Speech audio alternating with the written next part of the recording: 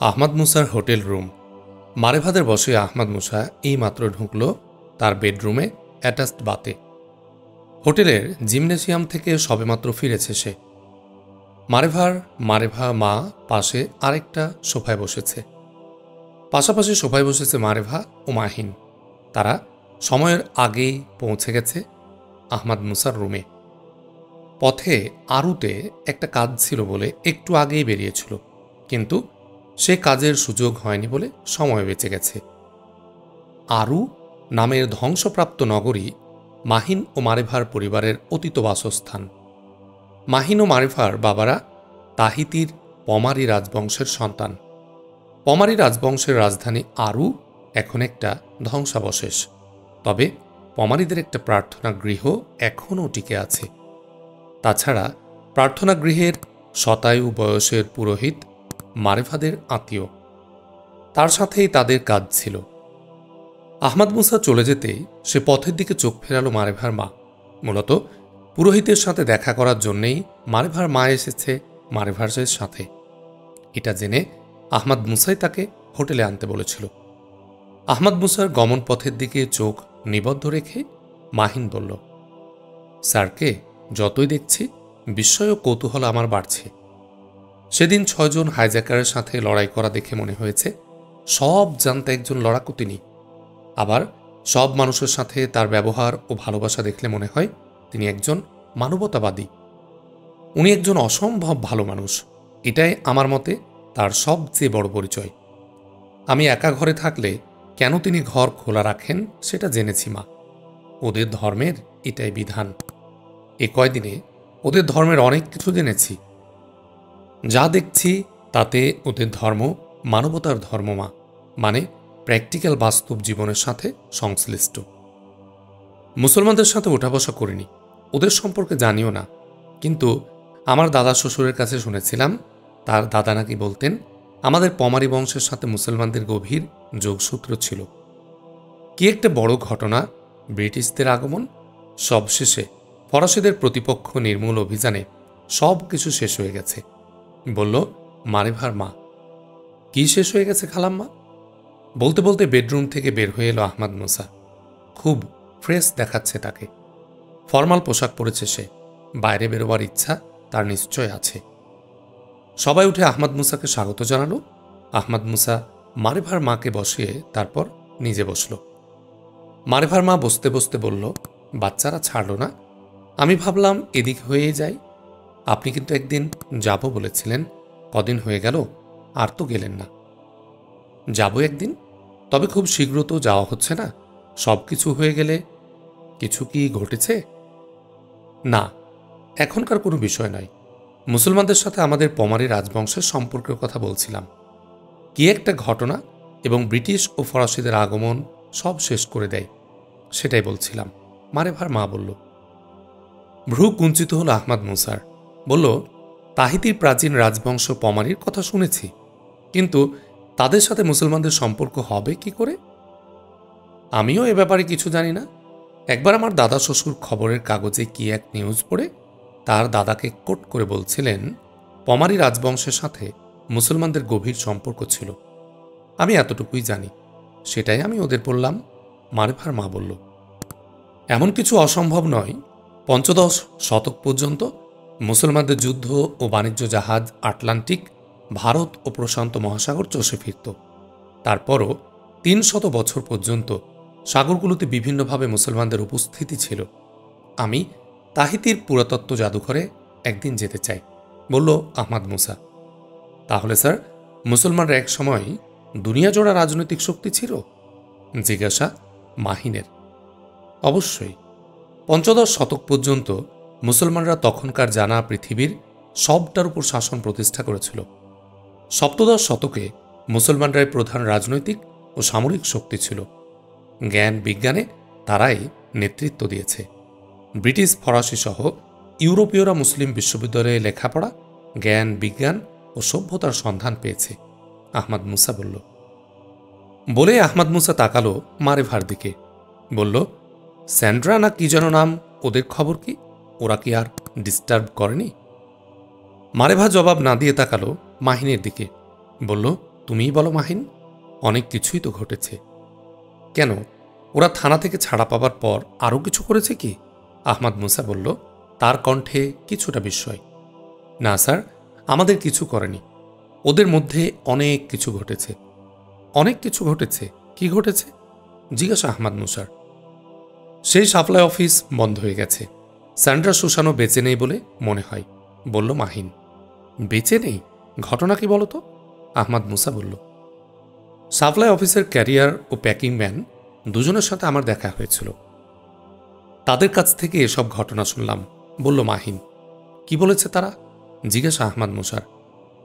যেদিন স্যান্ড্রারা থানা থেকে মুক্ত হয় সেদিন ওরা দুজন অফিস করেছে, কিন্তু পরদিন অফিসে গিয়ে দেখে তাদের সাপ্লাই অফিস বন্ধ। ছোট্ট একটা নোটিশ টাঙ্গানো দেখতে পাই। তাতে লেখা ছিল, কর্তৃপক্ষ সিদ্ধান্তক্রমে ব্যবসা বন্ধ করে দিয়েছেন। দেনা পাওনার বিষয়টি কর্তৃপক্ষ সংশ্লিষ্টদের সাথে সরাসরি করবেন। নোটিশ দেখে হতাশ হয়ে ওই দুজন কর্মী স্যান্ড্রার সাথে দেখা করার জন্য তার বাড়িতে যায়। গিয়ে দেখে তার মাকে দেখতে পায় এবং সাংঘাতিক ভীত সে, কথা বলতেও অস্বীকার করে। পাশের একজনের কাছ থেকে জানতে পারে স্যান্ড্রা দুর্ঘটনায় মারা গেছে। তার লাশ তার পরিবার পায়নি। কোম্পানি নাকি তার সৎকারের ব্যবস্থা করেছে। ভ্রু কুঞ্চিত হয়ে উঠেছিল আহমাদ মুসার। গোটা ঘটনার মধ্যে রহস্যের গন্ধ পরিষ্কার। অনেক প্রশ্ন এসে ভিড় করল তার মনে। স্যান্ড্রা দুর্ঘটনায় মারা গেছে, তার লাশ তার পরিবার পায়নি, কোম্পানি নাকি তার সৎকারের ব্যবস্থা করেছে। অনেক প্রশ্ন ভিড় করল তার মনে। স্যান্ড্রা দুর্ঘটনায় মারা গেলে তার পরিবার ভীত কেন? স্যান্ড্রার দেহ ফেরত পেল না কেন? কে তার পরিবারকে ভয় দেখালো? স্যান্ড্রার কোম্পানি কি কেন ভয় দেখালো? ব্যবসা বন্ধ করলে কেন কোম্পানি? থানা থেকে স্যান্ড্রা ও তার সাথীদের মুক্ত করল কে? কোম্পানিটা আসলে কি? তাহলে কোম্পানি তো সাংঘাতিক পাওয়ারফুল। মাহিন জানিয়েছিল, পুলিশ তাকে বলেছিল স্যান্ড্রাদের তারা নিঃশর্তে ছেড়ে দিয়েছিল, কারণ ওদের হাত সাংঘাতিক লম্বা। এসব নানান চিন্তায় এসে আচ্ছন্ন করে ফেলেছিল আহমাদ মুসার মন। আহমাদ মুসাকে হঠাৎ চিন্তায় ডুবে যেতে দেখে মাহিন বলল, স্যার কিছু ভাবছেন? আহমাদ মুসা তাকালো মাহিনের দিকে, বলল, তোমাদের স্যান্ড্রার বিষয় নিয়েই ভাবছি। কি ভাবছেন? মাহিন বলল, আমার বিশ্বাস তোমাদের স্যান্ড্রাকে খুন করা হয়েছে। খুন? কে খুন করবে? বলল মাহিন। বিস্ময় বিস্ফারিত দুচোখ তার। যে কাহিনী তুমি শোনালে তাতে তার কোম্পানি তাকে খুন করেছে। আহমাদ মুসা বলল, তার কোম্পানি কেন খুন করবে? তারাই তো তাকে জেল থেকে বের করল। কেন খুন করবে জানি না বলে আহমাদ মুসা মুহূর্তকাল ভাবল, তারপর বলল, মাহিন, কোম্পানির হেড অফিস কোথায়? আমি জানি না, বলল মাহিন। তুমি কি কোম্পানির উপরের বসদের কাউকে দেখেছ? জিজ্ঞাসা আহমাদ মুসার। না, দেখিনি। মাহিন আবারও বলল, কোনোদিন তারা আসেনি? বলল আহমাদ মুসা। আমার চোখে পড়েনি। টেলিফোনে কখনো কথা বলেছ? কিংবা তারা টেলিফোন করেছেন কখনো? বলল আহমাদ মুসা। না, আমার অন্তত জানা নেই। তোমাদের কোম্পানি আর কি ব্যবসা করে? জিজ্ঞাসা আহমাদ মুসার। আমার জানা নেই। কোম্পানি সম্পর্কে কোনো আলোচনায় কখনো আমি অফিসে শুনিনি, বলল মাহিন। তোমাদের সাপ্লাই অফিস থেকে গড়ে প্রতিদিন কত টাকার পণ্য বিক্রয় হতো? আহমাদ মুসা বলল, বিক্রির টাকা কখনো আমি অফিসে আনতে দেখিনি। অফিস থেকে টাকা দিত, শুধু সেই টাকা দিয়ে পণ্য কিনে আমরা সাপ্লাই করতাম, বলল মাহিন। কোথায় সাপ্লাই হতো? জিজ্ঞাসা আহমাদ মুসার। অ্যাটল এলাকায়, বলল মাহিন। অ্যাটল কি বাজার আছে? আহমাদ মুসা জানতে চাইল। তোয়ামতো দ্বীপপুঞ্জের উত্তরের কয়েকটা দ্বীপে ছোটখাটো বাজার রয়েছে। সেসব বাজারে তোমরা কি মাল পৌঁছাতে? সেখানে ও এখানকার দরের মধ্যে কোনো পার্থক্য? মূল্যের পার্থক্যটা আমি জানি না। কয়েকটার মাত্র আমাকে সাপ্লাই টিমের সাথে যেতে হয়েছে, কিন্তু কখনোই সেসব বাজারে আমি যাইনি, বলল মাহিন। সাপ্লাই তাহলে কোথায় দিত? আহমাদ মুসার জিজ্ঞাসা। স্যার, আমি তাহনিয়া দ্বীপে নামিয়ে দিয়ে চলে এসেছি। সেখানে বাজার নেই? আহমাদ মুসা বলল। স্যার, সে দ্বীপে কোনো জনবসতিই নেই, বাজার থাকবে কি করে? জনবসতিই নেই? তাহলে সাপ্লাই কোথায়? কাকে দিয়ে এলে? কেন দিয়ে এলে? বলল আহমাদ মুসা। স্যার, তাহনিয়া একটা অ্যাটল। সে অ্যাটলে ল্যান্ড বেন্টে একটা ছোট্ট গোডাউন আছে, শীতাতপ নিয়ন্ত্রিত। পণ্য ওখানে কয়েকবার নামিয়ে দিয়ে এসেছি, বলল মাহিন। ওটা কি কোনো ফেরিঘাট? ওখান থেকে কি রিসাপ্লাইয়ের ব্যবস্থা আছে? না, ওটা কোনো ফেরিঘাট নয়। ওখান থেকে কোনো জলযান বা কেউ যাতায়াত করে না। ওখান থেকে আরও অনেক উত্তরে কয়েকটি দ্বীপে জনবসতি আছে। ভ্রু কুঞ্চিত হয়ে উঠেছে আহমাদ মুসার। চোখে মুখে তার ফুটে উঠেছে অনেক জিজ্ঞাসা। বলল, উত্তরের ওইসব দ্বীপে মানে অ্যাটলে কি তাহানিয়া দ্বীপ হয়ে যেতে হয়? বলল আহমাদ মুসা। না স্যার, তাহিতি থেকে উত্তরের ওইসব অ্যাটল বরং কাছেই, সোজাসুজি ওখানে যাওয়া যায়। তাহলে তাহানিয়া দ্বীপে সাপ্লাই পণ্য নামিয়ে আসো কেন তোমরা? বলল আহমাদ মুসা। তার চোখে মুখে ফুটে ওঠা জিজ্ঞাসা আরও তীক্ষ্ণ এবার। সেটা তো আমি জানি না স্যার। প্রশ্নটি আমার মনেও জেগেছে, কিন্তু কোম্পানির প্রয়োজন নেই এমন কোনো প্রশ্ন জিজ্ঞাসা করা যায় না। গভীর একটা ভাবনার ছায়া পড়েছে আহমাদ মুসার চোখে মুখে। বলল, ওই গোডাউন ছাড়া ওই দ্বীপে আর কোনো স্থাপনা নেই? নেই স্যার, বলল মাহিন। মাহিনের কথা শেষ হলেও আহমাদ মুসা কোনো কথা বলল না। তার মুখ নিচু হয়েছে। এখন ভাবছে সে। মাহিন ও মারেভাদের চোখে মুখে কিছুটা বিস্ময় ফুটে উঠেছে। এত সব অপ্রয়োজনীয় প্রশ্ন আহমাদ মুসা কেন করছে? এ জিজ্ঞাসা তাদের মনে স্বাভাবিকভাবেই জেগে উঠেছে। এই কৌতূহল থেকেই মাহিন জিজ্ঞাসা করল, এত সব প্রশ্ন কেন করছেন স্যার? এসব কোনো কৌতূহলের বিষয় বলে তো আমার মনে হয় না। আহমাদ মুসা মুখ তুলল, তাকালো মাহিনের দিকে পরিপূর্ণ দৃষ্টিতে, চোখ ফেরালো মারেভাদের দিকেও। বলল ধীর কণ্ঠে, আসলে আমি একটা দ্বীপের সন্ধান করছি। একটা দ্বীপের সন্ধান? প্রায় একসঙ্গে বলে উঠল মারেভা ও মাহিন। হ্যাঁ, আহমাদ মুসা বলল। কি দ্বীপ? কেমন দ্বীপ? সেটা হতে হবে অ্যাটল দ্বীপ। কোনো বিশেষ অ্যাটল দ্বীপ কি খুঁজছেন, না একটা ভালো অ্যাটল দ্বীপ খুঁজছেন? বলল মারেভা। বিশেষ একটা অ্যাটল দ্বীপ খুঁজছি, আহমাদ মুসা বলল। কেমন সে দ্বীপ? বলল মাহিন।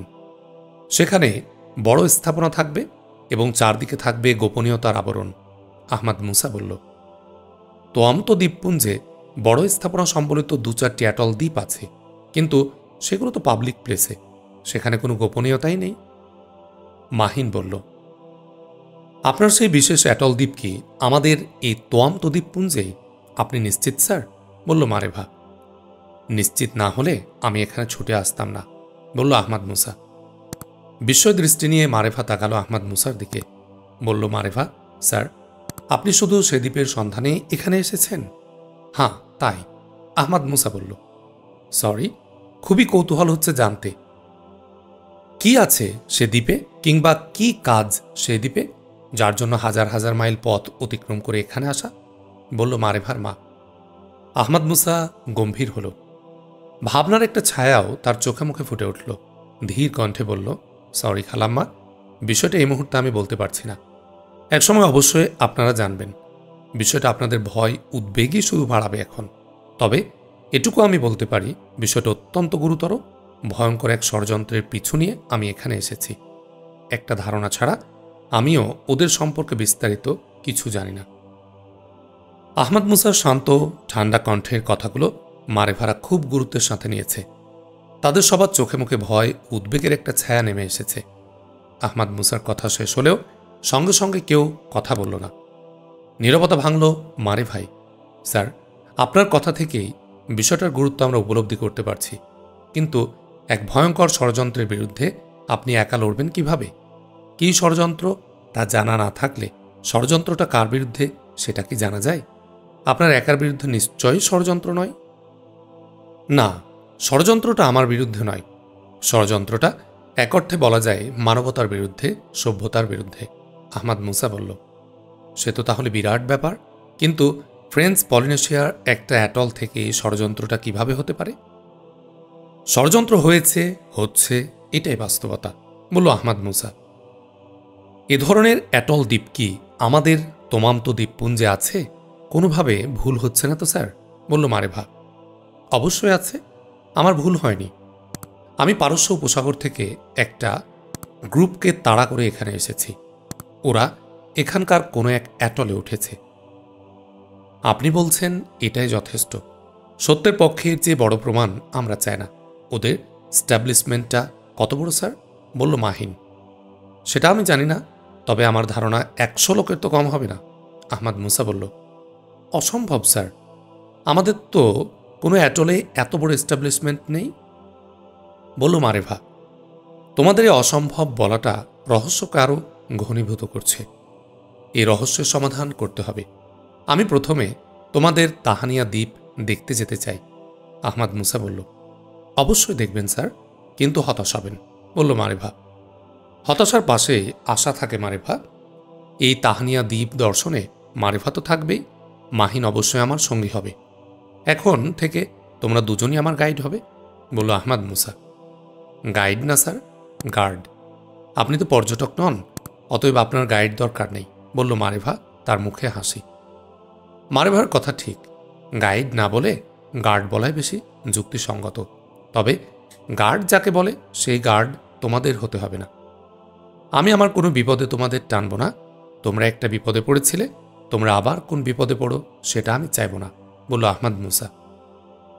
সেদিন যেভাবে নিজের জীবন বাজি রেখে আমাকে বাঁচিয়েছেন, তাতে আপনার এ কথারই প্রমাণ মেলে। যারা নিজের জীবন বিপন্ন করে অন্যদের বাঁচায়, তারা অন্যের জীবন বিপন্ন হওয়াকে পছন্দ করবে না। তবে স্যার, আমাদের গার্ড ভাবার দরকার নেই, আপনার সহযোগী হিসেবে ভাবুন। সহযোগীরা একে অপরের দুঃখ ভাগ করে নেয়, আমাদের মর্যাদা দিলেই আমরা খুশি হব। মারেভা বলল, আচ্ছা থাক এসব কথা। বলল মাহিন, পুলিশ যে বলেছিল তোমাদের কোম্পানির হাত খুব লম্বা, এটা কেন বলেছিল? ওরা প্রভাবশালী কোনো দিক দিয়ে? আমি জানি না স্যার, তবে তাদের সম্পর্কে পুলিশের আরও কিছু কথা শুনেছিলাম।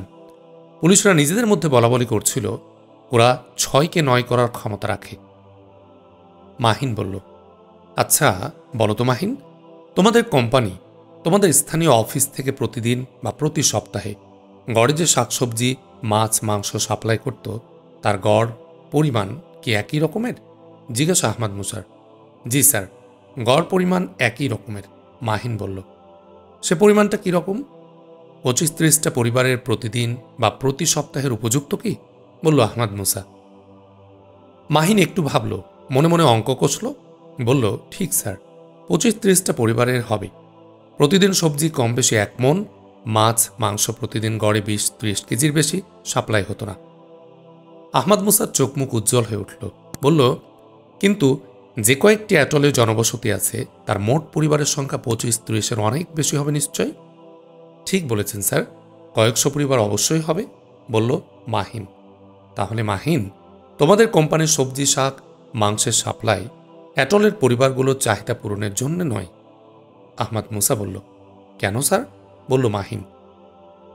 সব পরিবারের চাহিদা পূরণের জন্য হলে চাহিদা বাড়া কমা বা চাহিদা অনুসারে সাপ্লাইয়ের পরিমাণ কম বেশি হতো।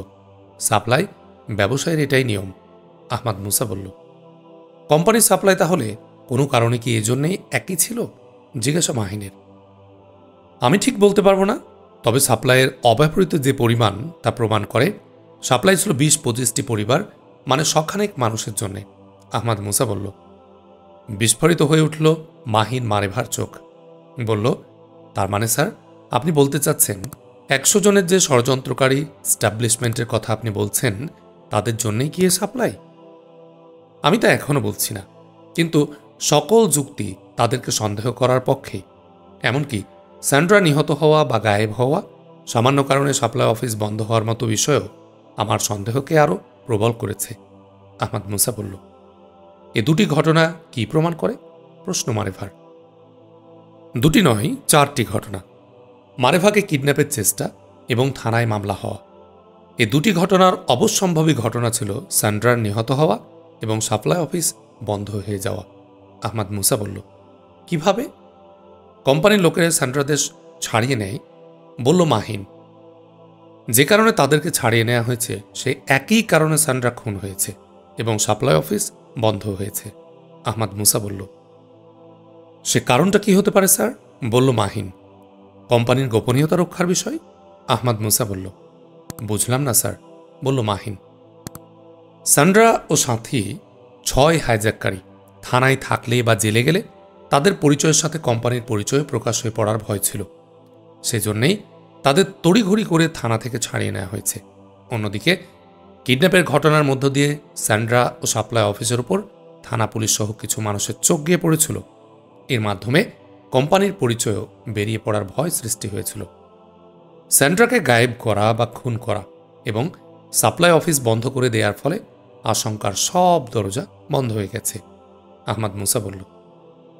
মারেভা ও মাহিনের মুগ্ধ দৃষ্টি আহমদ মুসার দিকে।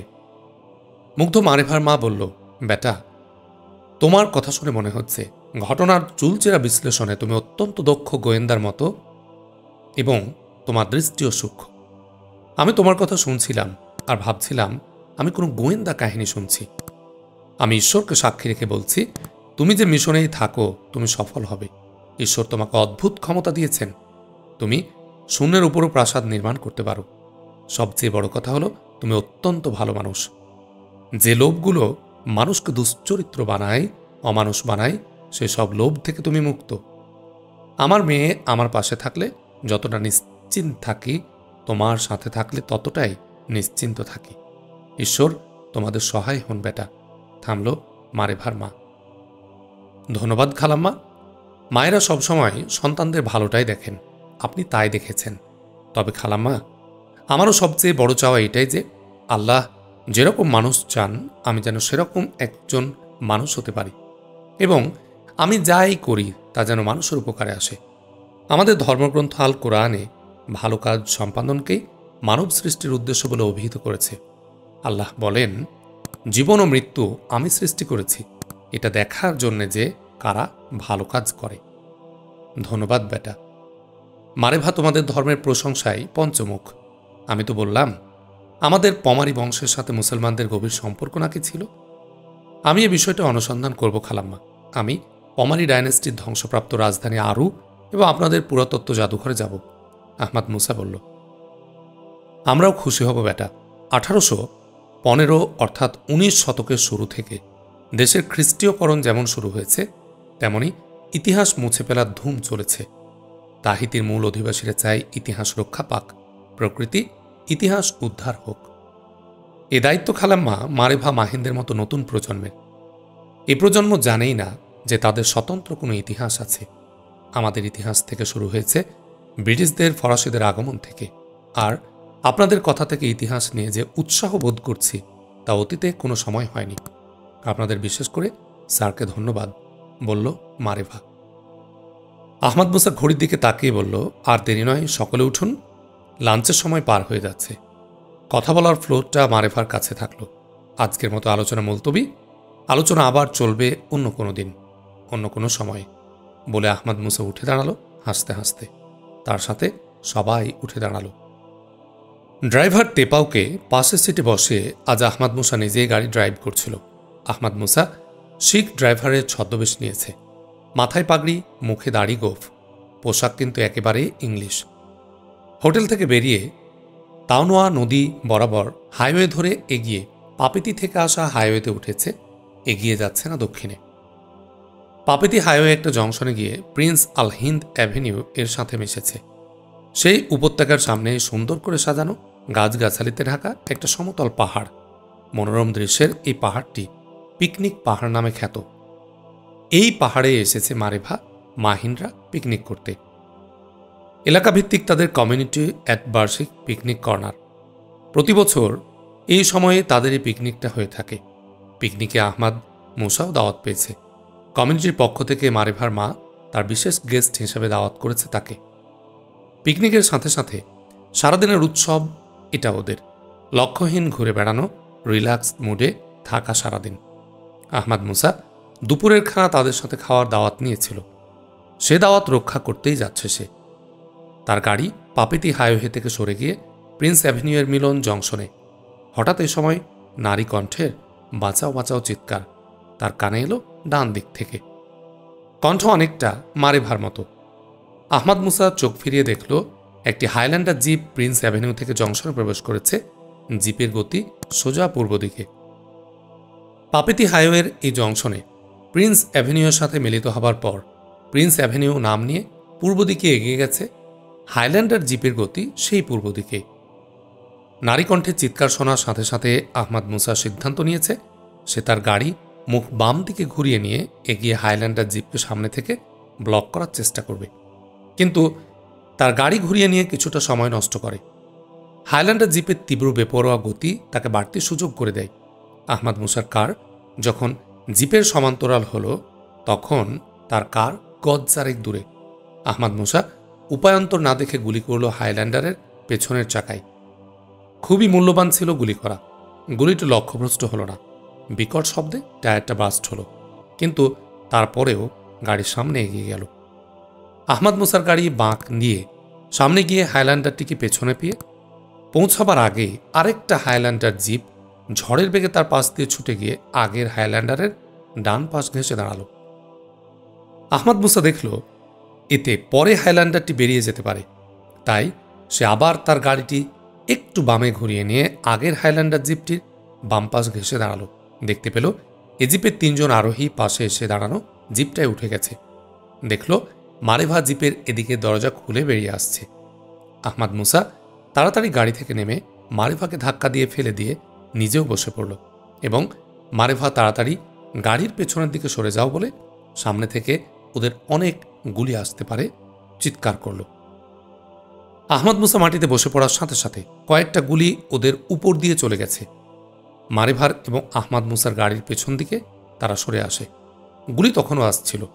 গুলি করতে করতেই জিপটা সামনে এগোতে শুরু করে। কিছু গুলি আহমাদ মুসার গাড়িতেও লাগলো। কিছু গুলি 2 গাড়ির মাঝখান দিয়ে পেছন দিকে ছুটে এলো। এই গুলির ভয়টা আহমাদ মুসাও করছিল। আহমাদ মুসার গাড়ির ড্রাইভার তেপাও আগেই গাড়ি থেকে নেমে গাড়ির আড়ালে লুকায়। আহমাদ মুসা তেপাওকে বলল মারেভাকে নিয়ে আশেপাশে কোথাও অপেক্ষা করতে। তেপাওকে নির্দেশ দিয়ে আহমাদ মুসা গাড়িতে উঠে গাড়ি স্টার্ট দিল। চলতে শুরু করলো গাড়ি। মারেভা ও তেপাও তখন এগোচ্ছে জংশনের পাশের এক হোটেলের দিকে। উৎসুক কিছু মানুষও চারদিক থেকে এসে জমা হয়েছে জংশনের এখানে সেখানে। আহমাদ মুসার গাড়ি জংশনটা পার হয়ে প্রিন্স রোডে আবার উঠতে যাবে, এমন সময় পেছনে বিস্ফোরণের বিকট শব্দ। আহমাদ মুসা পেছন ফিরে দেখল সেই হাইল্যান্ডার জিপটি দাউ দাউ করে জ্বলছে। ওরা ওদের একটা আলামত ধ্বংস করে দিল যাতে ওটা আর কারো হাতে না পড়ে। মনে মনে প্রশংসা করল আহমাদ মুসা ওদের। ওরা পেছনে কোনো আলামত রেখে যায় না। বারবারই এটা প্রমাণ হচ্ছে। প্রিন্স হাইওয়ে সোজা একটা সরলরেখার মতো পূর্ব দিকে এগিয়ে গেছে। পরিষ্কার দেখা যাচ্ছে ওদের গাড়ি, যদিও অনেক সামনে এগিয়ে গেছে ওরা। আহমাদ মুসা গাড়িতে সর্বোচ্চ গতিবেগ এনে ওদের কাছাকাছি পৌঁছার চেষ্টা করল, কিন্তু ওরা টের পেয়ে গেছে যে তাদের ফলো করা হচ্ছে। ওদের গাড়ির স্পিডও বেড়ে গেল। আহমাদ মুসার ভাড়া করা ট্যাক্সির চেয়ে হাইল্যান্ডারের গতিবেগ ছিল বেশি। আহমাদ মুসা চেষ্টা করল গতির সমতা রক্ষা করতে।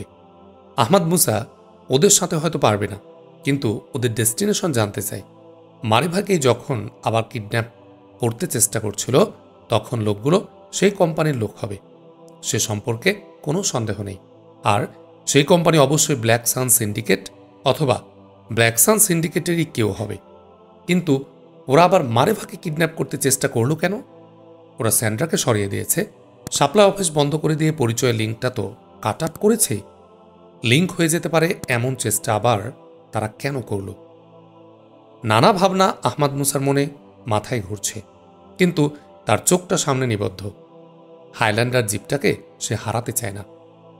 কয়েক মাইল এভাবে চলার পর হঠাৎ হাইল্যান্ডার জিপটা বামে টার্ন নিয়ে ঢালু পাহাড়ি পথে চলতে শুরু করল। আহমাদ মুসা ভাবল বামের ঢাল বেয়ে এগোলে মাইলখানেক পরেই হ্রদ, তাহলে তারা হ্রদে নেমে পানিপথে কোথাও যেতে চায়। তাই হবে। যেখানে গিয়ে হাইল্যান্ডার বামে নেমে গেছে, সেখানে পৌঁছে আহমাদ মুসা দেখল রাস্তার মতো একটা এবড়ো থেবড়ো চিহ্ন নিচে হ্রদের দিকে নেমে গেছে। হাইল্যান্ডারটা অর্ধেকটা পথ এগিয়ে গেছে। হাইল্যান্ডারের পক্ষে এত দ্রুত এগোনো সম্ভব হচ্ছে, সাধারণ কারের পক্ষে এভাবে এগোনো সম্ভব নয়। আহমাদ মুসা কারটিকে একটা ঝোপের আড়ালে রেখে পায়ে হেঁটে নামতে শুরু করল, নিজেকে যতটা সম্ভব আড়াল করে। ওরা জানে এ পথে তার গাড়ি নামতে পারবে না, অতএব এ পথের শুরু থেকে আমি ফিরে যাব এটা তারা নিশ্চিত ধরে নেবে, কারণ হেঁটে এগিয়ে গিয়ে তো ওদের ধরা যাবে না। তাহলে এগোবে কেন? আহমাদ মুসা তাদের এ নিশ্চিন্ত থাকার সুযোগ নিয়েই যতটা সম্ভব তাদের কাছাকাছি পৌঁছাতে চায়, দেখতে চাই তারা কি করছে। আহমাদ মুসা সোজাসুজি খাড়া হয়ে হেঁটে নামতে পারছে না, তাই তাকে গাছের আড়ালে হামাগুড়ি দিয়ে অগ্রসর হতে হচ্ছে। চলার পথে মাঝে মাঝে উকি দিয়ে গাড়িটাকে দেখছে কত দূরে পৌঁছল।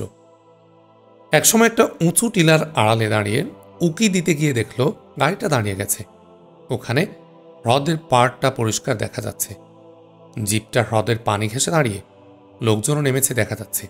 আহমদ মুসা কাঁধে ঝুলানো দূরবীনটা হাতে নিয়ে চোখে লাগালো। সামনে চোখ পড়তেই চমকে উঠল সে। দেখল হ্রদের পানি ঠেলে তিমি মাছের মতো একটা কিছু পানির ভেতর থেকে পানির সারফেসে উঠে আসছে। যখন সম্পূর্ণটা উঠে এলো, মনে হলো যেন আস্ত একটা তিমি মাছ। ওটা আসলে তিমি মাছের আদলে তৈরি একটা সাবমেরিন। তিমি মাছের মতোই সাবমেরিনটা একসময় হা করল। ভেতর থেকে বেরিয়ে এলো একটা স্টিলের ব্রিজ। ব্রিজের সামনের প্রান্তটা উপকূলে এসে ল্যান্ড করল। সঙ্গে সঙ্গে জিপকে সংকুচিত হতে দেখা গেল। উচ্চতা অর্ধেকের বেশি কমে গেল। তারপর জিপটা সে ব্রিজ দিয়ে সাবমেরিনের পেটে ঢুকে গেল। একে একে 5 জন লোকও সে ব্রিজ দিয়ে সাবমেরিনের ভেতরে চলে গেল। তারপর তিমি মাছের করাতের মতো দাঁতওয়ালা বিকট হাঁটা ধীরে ধীরে বন্ধ হয়ে গেল। কয়েক মুহূর্তের মধ্যে সাবমেরিনটা পানির নিচে হারিয়ে গেল। আহমদ মুসার দুচোখে আনন্দের ঝিলিক। সে এখন নিশ্চিত কোম্পানিটা ব্ল্যাক সান সিন্ডিকেটের একটা অংশ। সে আরও নিশ্চিত তার আকাঙ্ক্ষিত সে অ্যাটলটি তাহিতির পূর্ব পাশের তমত দ্বীপপুঞ্জেই রয়েছে। এই আনন্দের সাথে আহমদ মুসাকে একরাশ বিস্ময় পীড়িত করল। এদের কত রকমের সাবমেরিন রয়েছে। সৌদি আরবের উপকূলে যে সাবমেরিন দেখেছে সেটা টিউব, আর এখানে দেখল তিমি মাছের মতো এক অদ্ভুত অববের সাবমেরিন। একটু দূর থেকে দেখলে কিংবা হঠাৎ দেখলে একে তিমি মাছ ছাড়া অন্য কিছু কেউ বলতে পারবে না। আর কত ধরনের সাবমেরিন এদের আছে। কোনো বেসরকারি সংগঠন এত শক্তিশালী হয়, এতটা রিসোর্সফুল হয়, এমনটা ধারণাতেও ছিল না তার। এদের আসলে টার্গেট কি? তাদের অ্যাটলকে শক্তির রাজধানী বানাবার পর তারা কি করতে চায়? এসব প্রশ্ন মাথায় নিয়ে আহমদ মুসা ঘুরে দাঁড়ালো। ফিরে এলো সেই রোড জংশনে। দেখল মারেভার মা সহ পিকনিকের প্রায় সবাই চলে এসেছে এদিকে। আহমদ মুসাকে ঘিরে ধরল সবাই। পুলিশও এসেছে। পুলিশরাও ছুটে এলো আহমদ মুসার কাছে। বলল, স্যার, আপনি মেয়েটিকে উদ্ধার করার পর কিডন্যাপারদের ফলো করেছিলেন, কোনো হদিশ পেলেন ক্রিমিনালদের? ওরা রাস্তা থেকে হ্রদে নেমে যায়। ওখানে ওদের নৌযান ছিল, সে নৌযানে ওরা পালিয়েছে। আহমদ মুসা বলল, তাহলে ওরা আটঘাট বেঁধে এসেছিল? আপনাকে ধন্যবাদ স্যার, পুলিশের কাজ আপনি করেছেন, বলল পুলিশ অফিসার। ওই কাজ শুধু পুলিশের নয়, সবার, আহমদ মুসা বলল। আপনি ঠিক বলেছেন, কিন্তু এ কথাটা সবাই বুঝে না। বুঝলে সমাজে অপরাধ থাকতো না, সেই পুলিশ অফিসারটিই বলল। আহমদ মুসা পুলিশের দিক থেকে মুখ ফিরিয়ে তাকালো মারেভার মায়ের দিকে। মারেভার মা মারেভাকে জড়িয়ে ধরে বসে আছে। মারেভার সেই ভীত অবস্থা এখন নেই, একেবারেই ভাবলেশহীন মুখ। খালাম্মা, মাহিন কোথায়? আহমদ মুসা জিজ্ঞাসা করল মারেভার মাকে। মারেভা ও মাহিন ঘটনার সময় একসাথেই ছিল। ওদের সাথে ধস্তাধস্তে আহত হয়েছে। সে একটা ক্লিনিকে ফার্স্ট এইড নিচ্ছে, বলল মারেভার মা, শুকনো কণ্ঠ তার। কেমন আহত সে? জিজ্ঞাসা করল আহমদ মুসা। চোখের পাশটা সামান্য কেটে গেছে, চোখটা বেঁচে আছে। দেখা গেছে অন্য তেমন কোনো আঘাত তার দেহে নেই, বলল মারেভার মা। ওদিকে পিকনিকের অবস্থা কি খালাম্মা? আহমদ মুসা বলল, খবর পেয়ে আমরা অনেকে গাড়ির পেছনে পেছনে ছুটে এসেছি। ওদিকের খবর তো জানি না, ভালোও লাগছে না, এখন বাড়ি ফিরতে চাই, বলল মারেভার মা। না খালাম্মা, চলুন পিকনিকে, সবাই নিশ্চয় অপেক্ষা করছে। তাছাড়া আমারও তো ক্ষুধা পেয়েছে, আহমদ মুসা বলল। আহমদ মুসার কথা শুনে হঠাৎ জেগে ওঠার মতো সচেতন হয়ে উঠল মারেভার মা। তাকালো মারেভার দিকে। চলো মা পিকনিকে, স্যার আছেন, ভয় নেই, বলে মারেভা উঠে দাঁড়ালো। মারেভা, পুলিশ তোমাদের বক্তব্য নিয়েছে? জিজ্ঞাসা আহমদ মুসার। আমার বক্তব্য নিয়েছে, তেপাওয়ের কথাও রেকর্ড করেছে। মাহিন তার স্টেটমেন্ট পুলিশকে আগেই দিয়েছে, বলল মারেভা। গুড, এদিকের কাজ তো শেষ, আমরা তাহলে চলি পিকনিকের দিকে। মারেভা, খালামা আমাদের গাড়িতে আসতে পারেন, পেছনে 3 সিট তো খালি আছে, আহমদ মুসা বলল। মারেভা ও তার মা গাড়িতে গিয়ে উঠল। পিকনিকের যারা এদিকে এসেছিল তারা সবাই ছুটল পিকনিকের স্পটের দিকে। হাইওয়ে থেকে উপত্যকার রাস্তায় চলতে শুরু করেছে আহমদ মুসার গাড়ি। উপত্যকাতেই পিকনিক পাহাড়টা, গাড়ি চলছে। পেছন থেকে মারেভার মা বলল, ধন্যবাদ দিয়ে ঋণ শোধ হবে না, তাই ধন্যবাদ দেব না। মারেভার কাছ থেকে আজকের ঘটনা সবই শুনেছি। তোমার নিজের কথাও তোমাকে এখন ভাবতে হবে যে বেটা, তুমি কিন্তু ওদের টার্গেট। তোমার খোঁজে কিন্তু ওরা আজ এসেছিল মারেভা ও মাহিনের কাছে, বলল মারেভার মা। আমাকে পায়নি। আমাকে না পেয়েই কি তাহলে মারেভা ও মাহিনকে কিডন্যাপ করতে চেয়েছিল? জিজ্ঞাসা আহমাদ মুসার। তা নয় বেটা। ওরা এসে একটু আড়ালে পেয়ে মারেভা ও মাহিনকে নিয়ে যায়। মারেভা ও মাহিনের কাছে তোমার পরিচয় কি, বাড়ি কোথায়, কোথায় উঠেছে, কতদিন থাকবে, এসব বিষয় জিজ্ঞাসা করে। ওরা নিজেদেরকে মার্কিন গোয়েন্দা হিসেবে পরিচয় দিয়েছিল। মারেভা ও মাহিন তাদের প্রশ্ন এড়িয়ে গিয়েছে, তোমার কোনো তথ্যই তাদের দেয়নি। এ নিয়েই হুট করে কথাবার্তা। এরই পরিণতিতে তারা মারেভা ও মাহিনকে কিডন্যাপ করার চেষ্টা করে। এক পর্যায়ে তাদের সাথে ধস্তাধস্তি শুরু হয়। তখন আশেপাশের লোকেরা টের পায়। বেগতিক দেখে মাহিনকে ছেড়ে দিয়ে মারেভাকে টেনে হেঁচড়ে গাড়িতে তুলে নিয়ে চম্পট দেয়। আমরা কয়েকজন গাড়ির পিছু পিছু ছুটতে থাকি। গাড়ি নেবার কথা আমাদের খেয়াল হয়নি। গাড়িটি বিস্ফোরিত হবার পরপরই আমরা ওখানে পৌঁছি। মারেভাকে পেয়ে যেন দেহে প্রাণ ফিরে পাই। শুনলাম তুমি দুষ্কৃতকারীদের ফলো করছো, বলল মারেভার মা। আহমাদ মুসা ভাবল, ওরা তাহলে টার্গেট বদলেছে। ওদের হাত থেকে শিকার যে কেড়ে নিয়েছে, তাদের কয়েকজনকে যে গুলিবিদ্ধ করেছে, তার পরিচয় ওরা চায়। এমন ঘটনা বোধ হয় ওদের এটাই প্রথম, তাই প্রতিশোধ নেবার বিষয়টা ওদের কাছে বড় হয়ে উঠেছে। কিন্তু আজ আবার তো সেই ঘটনাই ঘটল। আজও শিকার তাদের হাতছাড়া হলো।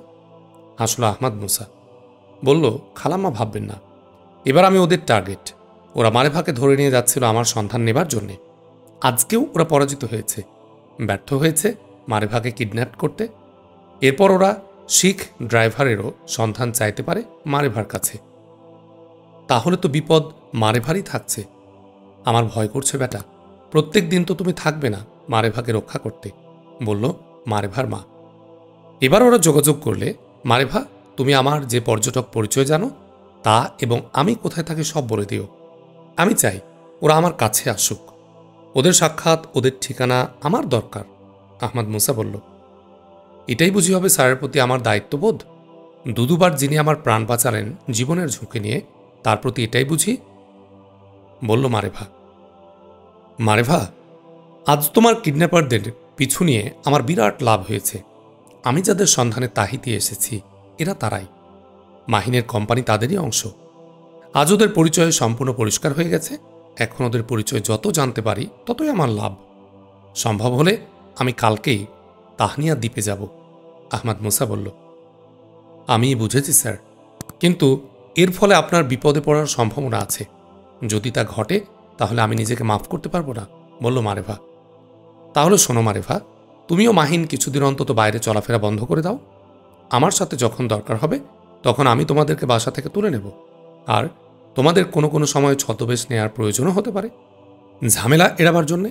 আহমাদ মুসা বলল, স্যার, আপনি কি সত্যিকাল তাহানিয়া দ্বীপে যাচ্ছেন? বলল মারেভা। চূড়ান্ত সিদ্ধান্ত নিয়েনি, চিন্তা করে দেখি। আহমাদ মুসা বলল, আমিও মাহিন কি যাচ্ছি আপনার সাথে?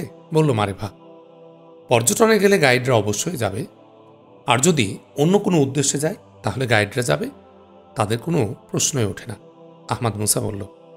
মারেভা প্রতিবাদে কিছু বলতে যাচ্ছিল, কিন্তু গাড়িটা দাঁড়িয়ে গেল। এবার গাড়ি থেকে নেমে পাহাড়ের পিকনিক স্পটে উঠতে হবে। গাড়ি থেকে সবাই নামল। পাহাড়ে ওঠার জন্য এগোলো সবাই। তাহানিয়া দ্বীপ তন্ন করে খুঁজল আহমাদ মুসা, কিন্তু সন্দেহ করার মতো কিছুই পেল না। তাহানিয়া একটা নিরেট অ্যাটল দ্বীপ, কোনো জনবসতি নেই এই দ্বীপে। তবে এই অ্যাটল দ্বীপ একটা ট্যুরিস্ট স্পট। প্রায় ৭৫টির মতো অ্যাটল দ্বীপ নিয়ে গঠিত তোয়ামতো দ্বীপপুঞ্জে যে ট্যুরিস্ট রুট রয়েছে তার একটা কেন্দ্র এই তাহানিয়া। বিচিত্র রঙের কোরাল ও মাছ দেখা এবং দীর্ঘ লেগুনের সৌন্দর্য উপভোগ করার জন্য পর্যটকরা এখানে আসেন। কিন্তু তাহানিয়া অ্যাটলের চার প্রান্ত ঘিরে মাটির যে সীমান্ত রয়েছে তা এতই সংকীর্ণ যে সেখানে কোনো স্থাপনা তৈরি সম্ভব নয়। সুতরাং এই অ্যাটলে কোনো স্থাপনা গড়ে ওঠার কোনো প্রশ্নই নেই। মাহিনের কোম্পানির যে সাপ্লাই গোডাউন তা তাহানিয়ার পশ্চিম সীমানার বেশ কিছুটা প্রশস্ত। ওই স্থানটিতেই গড়ে তোলা হয়েছে দ্বিতল সাপ্লাই গোডাউন। গোডাউনটিতে এসি লাগানো। বোটে বসে দেখছিল আহমাদ মুসা তাহানিয়া অ্যাটল দ্বীপকে। আহমাদ মুসার পরনে খ্রিস্টান ফাদারের পোশাক, মাহিনের পরনেও তাই, আর মারেভা পরেছে খ্রিস্টান নানের পোশাক। মারেভা, মাহিন, মিশন বোধহয় আমার ব্যর্থ হল। তাহানিয়া তো দেখছি সর্বপ্রকার বসবাসের অযোগ্য একটা অ্যাটল। আচ্ছা, তোমরা কি জানো এই তাহানিয়া দ্বীপের মালিককে? আহমদ মুসা বলল, সব দ্বীপের মালিক তো ফরাসি সরকার, তাহানিয়ার মালিকও তারাই হবেন, বলল মাহিন। তোমাদের কোম্পানি তাহানিয়াতে এভাবে গোডাউন তৈরি করল কিভাবে? জিজ্ঞাসা আহমদ মুসার। এভাবে স্থাপনা গড়ার জন্য কোনো অ্যাটলের অংশবিশেষ, এমনকি পুরো অ্যাটল লিজ নেওয়া যায়। নিশ্চয়ই কোম্পানি তাহানিয়ার এই জায়গাটা গোডাউন তৈরির জন্য লিজ নিয়েছে। আমি শুনেছি পাশের ছোট্ট অ্যাটল মতুঙ্গারার গোটাটাই লিজ নিয়েছে, বলল মাহিন। মতুতুঙ্গা গোটাটাই লিজ নিয়েছে? কোনটা সে দ্বীপ? আহমদ মুসা বলল, তার চোখে অনুসন্ধিৎসা তীক্ষ্ণ হয়ে উঠেছে। তাহানিয়ার দক্ষিণ পাশে একেবারে লাগোয়া, বোটে দাঁড়ালেও অ্যাটলটা আপনার চোখে পড়বে, বলল মাহিন। সে অ্যাটল দ্বীপটা কেমন? ল্যান্ড বেল্ট কেমন সে অ্যাটলের? জিজ্ঞাসা আহমদ মুসার। প্রবল আগ্রহ ঝরে পড়ল তার কণ্ঠে। স্যার, বলেছি তো, দ্বীপটা তাহানিয়ার প্রায় 4 ভাগের 1 ভাগ। অ্যাটলের চারপাশের ল্যান্ড বেল্টের আয়তন তাহানিয়ার চেয়ে ভালো নয়। মতুতুঙ্গা নামে এই অ্যাটল দ্বীপটি মানুষ বাস করে না, বলল মাহিন। তাহলে তোমাদের কোম্পানির ছোট্ট এই অ্যাটলটি কিনল কেন? আহমদ মুসা বলল, আমিও বুঝতে পারছি না কিনল কেন। ওই দ্বীপ এমন কিছু নেই যা কাজে লাগতে পারে, অর্থকরী হতে পারে এমন তো কিছু নেই। মাহিনের এই কথাগুলো আহমদ মুসার কানে গেল না। গভীর চিন্তায় ডুবে গেছে সে। মাহিনের কোম্পানি যে ব্ল্যাক সান সিন্ডিকেট, তাতে আর কোনো সন্দেহ নেই। তাদের ঘাঁটি যে তোয়ামত দ্বীপপুঞ্জের কোনো অ্যাটলে, তাতেও কোনো সন্দেহ নেই। এ তাহানিয়া দ্বীপ নিয়ে কোনো রহস্য আছে, তাও বলা যায় নিশ্চিত করেই। এই দ্বীপে এই ছোট্ট বেঢপ গোডাউন এখানে হলো কেন? এখানে শাকসবজির চালান কোথায় যায়? গোডাউন এখানে হলো কেন? তাহলে ব্ল্যাক সান সিন্ডিকেটের সেই ঘাঁটি আশেপাশেই কোথাও। মানব বসতিহীন উপযুক্ত ভূমির সুযোগ নেই এমন ছোট্ট এ অ্যাটল মতুতুঙ্গা ওরা লিজ নিল কেন? এসব প্রশ্নের জবাব অবশ্যই আছে, কিন্তু কি সেই জবাব? আহমদ মুসা যখন ভাবনা আর অনেক প্রশ্নের সাগরে হাবুডুবু কাচ্ছে, তখন তার পাশের ব্যাগ থেকে ভেসে আসা মাল্টিওয়েভ সিগন্যাল মনিটরিং বিপ বিপ শব্দ করে তার ভাবনার জাল ছিঁড়ে দিল। জেগে ওঠা বা সতর্ক হবার এক প্রচণ্ড প্রবাহ খেলে গেল তার সারা দেহে। এই মাল্টিওয়েভ সিগন্যাল মনিটরিং অ্যাক্টিভ করেছিল সে। মনিটরিংয়ের বিপ বিপ শব্দ শুনে চমকে উঠল আহমদ মুসা। অনেক পরে হলেও প্রয়োজনীয় এই যন্ত্রটির বিপ বিপ শব্দ তার কানে বাজে, কিন্তু এখানে বিপ বিপ শব্দ আসবে কোথেকে? চারদিকে অথই আদিগন্ত সাগর, চারদিকের অ্যাটলগুলোতে নেই কোনো জনবসতি। ওয়েব সিগন্যাল কোথা থেকে আসবে? পাশের ব্যাগ থেকে মনিটরিংটা বের করে কল অন করে রেকর্ডে চাপ দিয়ে কানে ধরল। একটা শক্তিশালী কণ্ঠের স্পষ্ট কথা ভেসে এলো, SOS, save our soul. You are 76, আমাদের বাঁচান, আমরা 76 জন। কথাটা উচ্চারণের পরেই হঠাৎ তা বন্ধ হয়ে যায়, যেন সশব্দে কিছু আছড়ে পড়ে, লাইন কেটে যায়। আহমদ মুসা বারবার হ্যালো হ্যালো করে সংযোগ স্থাপনের চেষ্টা করল, কিন্তু লাইন আর ফিরে এলো না। হতাশ আহমদ মুসা সেভ বাটনটিতে মমটি রেখে দিল। স্তম্ভিত বাকহীন অবস্থা তার শূন্য দৃষ্টি সামনে প্রসারিত। এই SOS কাদের আর্তনাদ? ব্ল্যাক সান সিন্ডিকেট যাদের আটক করেছে তাদের সংখ্যা তো এরকমই। তাহলে এই SOS তা 1 বর্গমাইলের মধ্যে হবে নিশ্চয়। অর্থ, এই অ্যাটল দ্বীপপুঞ্জেরই কোনো এক অ্যাটল থেকে আসছে এই SOS। বিস্ময় উদ্বেগ ভরা দৃষ্টি নিয়ে মারিভা ও মাহিন তাকিয়েছে আহমদ মুসার দিকে। তাদের মনেও অনেক প্রশ্ন। তাদের স্যারকে এখানে কি মেসেজ পাঠালো? হঠাৎ তা আবার কেটে গেল। কল পাবার পর তাদের স্যার এমন স্তম্ভিত ও বাকহীন হয়ে গেল কেন? কখনো কোনো বিপদেও তো তাকে এমন অবস্থায় দেখিনি। অস্বাভাবিক একটা নীরবতা ভাঙল মারিভা। বলল, স্যার, কোনো খারাপ কিছু আমরা কি জানতে পারি? মুখ তুলল আহমদ মুসা। মুখ তার গম্ভীর। বলল, আমার মাল্টিওয়েভ মনিটরিংয়ে একটা SOS ধরা পড়েছে, আমি সেটা নিয়েই ভাবছি। SOS কি? একসাথে বলে উঠল মারিভা ও মাহিন। আহমদ মুসা তার মাল্টিওয়েভ মনিটরিং তুলে নিয়ে মেসেজ অপশনে গিয়ে প্লেতে চাপ দিয়ে লাউড স্পিকার অন করল। বেশ উঁচু শব্দে এবার SOS স্পষ্ট কানে এলো। ও গড, ৭৬ জন মানুষের জীবন বিপন্ন, কিন্তু লোকেশন তো বলল না, বলল মাহিন। তার আগেই তার কণ্ঠ বন্ধ হয়ে গেছে। যে ওয়্যারলেস বা যে মাধ্যমে কথা বলছিল তা হয়তো তার হাত থেকে ফেলে দেয়া হয়েছে। কথার পরবর্তী শব্দগুলো এ কথাই বলে। আহমাদ মুসা বলল, সর্বনাশ, তাহলে বন্দি কিছু লোকের এসো সেটা, বলল মারিফা, তার চোখে মুখে উদ্বেগ। অবশ্যই মারিফা, আহমাদ মুসা বলল। বিস্ময় বেদনা মিশ্রিত স্থির দৃষ্টি মাহিনের আহমাদ মুসার দিকে। বলল সে, এরা কারা স্যার? এরা কি তারা যাদের খোঁজে আপনি এখানে এসেছেন? আমি নিশ্চিত মাহিন এরা তারাই। অ্যাটল দ্বীপপুঞ্জে তারা ছাড়া এত সংখ্যায় বিপদগ্রস্ত হবার আর কেউ নেই, আহমাদ মুসা বলল। আতঙ্ক ফুটে উঠে মারিফা মাহিনের দুজনের চোখে মুখে। মুখ শুকিয়ে গেছে তাদের। বলল মারিফা কম্পিত কণ্ঠে আস্তে আস্তে, এত ষড়যন্ত্রের ঘাঁটি আমাদের অ্যাটলের কোথাও, কিন্তু এমন জায়গায় কোথায় স্যার? এই এসওএস কোথেকে আসলো? এই দ্বীপপুঞ্জ থেকে আসলো? কি করে বুঝলেন? আমার এই মাল্টিওয়েভ সিগন্যাল মনিটরিংয়ের রেঞ্জ 1 বর্গ মাইল। 1 বর্গ মাইলের ভেতরে সিগন্যাল বা মেসেজে শুধু এই মনিটরে ধরা পড়ে। তার মানে এই এসওএস এসেছে আমরা যেখানে বসে আছি তার চারদিকের 1 বর্গ মাইল এলাকার যে কোনো এক স্থান থেকে, আহমাদ মুসা বলল। তাহলে হতে পারে স্যার আমরা ষড়যন্ত্রের আশেপাশেই আছি, বলল মারিফা ভীত শুকনো কণ্ঠে। স্যার, কোনো উপায় আছে মেসেজের উৎস স্থানটিকে লোকেট করার? উদ্বেগ জড়িত ফিসফিসে কণ্ঠে বলল মাহিন। মেসেজ বা সিগন্যাল চলা অবস্থায় এর উৎস চিহ্নিত করার সহজ ব্যবস্থা আছে, কিন্তু ওল্ড মেসেজ বা সিগন্যালের উৎস চিহ্নিত করতে হলে একটা অঙ্ক কষতে হবে। সেটা এখন আমরা করব, বলে আহমাদ মুসা তাকালো মারিফার দিকে। বলল, কাগজ কলম নাও। মাল্টিওয়েভ সিগন্যাল মনিটরিং আবার মনোযোগ দিল আহমাদ মুসা। এসওএস মেসেজটি আবার অন করে সাউন্ড অপশনে গিয়ে অটোকাট বাটন চেপে দেখল শতভাগ সাউন্ডের 75 ভাগ শক্তি অক্ষত আছে, তার মানে কাট হয়েছে 25 ভাগ। আহমাদ মুসা আবার তাকালো মারিফার দিকে। বলল, আমার এই মাল্টিওয়েভ মনিটরিংয়ে সাউন্ডের উৎস, সাউন্ডের শক্তি থাকে 100%, আর সাউন্ডের উৎস থেকে 1 পয়েন্ট মানে 1 মাইল দূরে এ সাউন্ডের মুভিং পাওয়ার 0।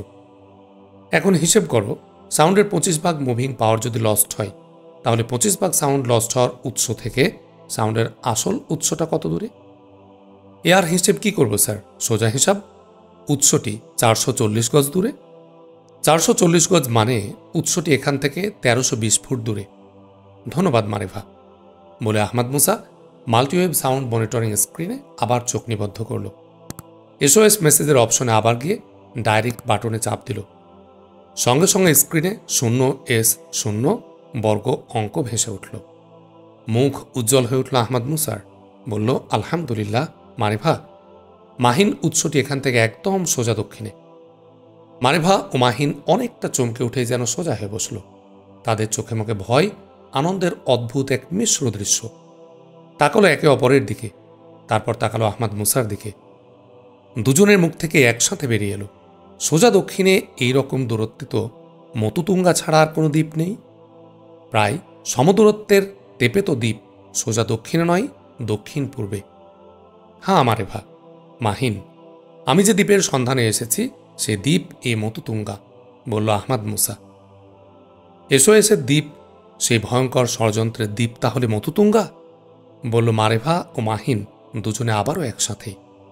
তাদের চোখে মুখে আতঙ্ক ও আশার এক অদ্ভুত দৃশ্য। আলহামদুলিল্লাহ, একে একে সাইমুম সিরিজের 50টি বই আমরা শেষ করলাম। পরবর্তী বই প্যাসিফিকের ভয়ঙ্কর দ্বীপে। আশা করছি আপনাদের ভালো লাগবে। আমাদের সাথেই থাকুন। ভিডিওগুলো শেয়ার করতে ভুলবেন না, লাইক করবেন, আপনার মতামত কমেন্টে জানাবেন, আর সাবস্ক্রাইব না করে থাকলে অবশ্যই সাবস্ক্রাইব করুন। আসসালামু আলাইকুম ওয়া রাহমাতুল্লাহ।